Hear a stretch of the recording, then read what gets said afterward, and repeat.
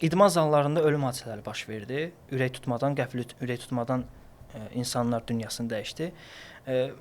Bir çox insanlar şərh bölməsində protein tozunun zərərlərindən yazdılar ki, bəs protein qəbul edib. Bir çoxu yazdı ki, ağır idman olduğuna görə ürək dayanıb. Biz bunu araşdırmaq istəyirik hal-hazırda. İdman, yəni ağır atletika deyək də, belə deyək. İnsana zərərlidir yoxsa faydalıdır?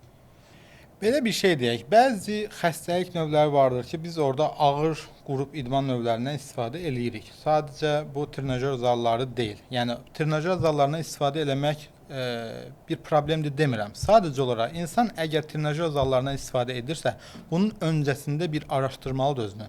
Mənim bədənim, müqavimətim buna dözəcəkmi?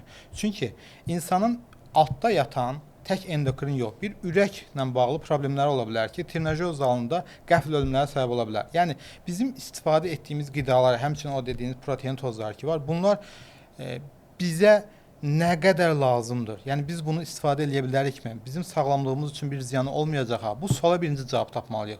Yəni hər yerindən duran və yaxud da 20 yaşlı biridir, uzun müddət 5 il, 10 il idmanla məşğul olmayıb, gəlib 35 yaşında birdən-birə mən gedim trenajör zalında ağırlıq qaldıracağam. Bu qəti şəkildə yol verilməzdir. Mütləq şəkildə bundan öncə bir həkim müayinəsindən keçməsi həqiqətən vacibdir.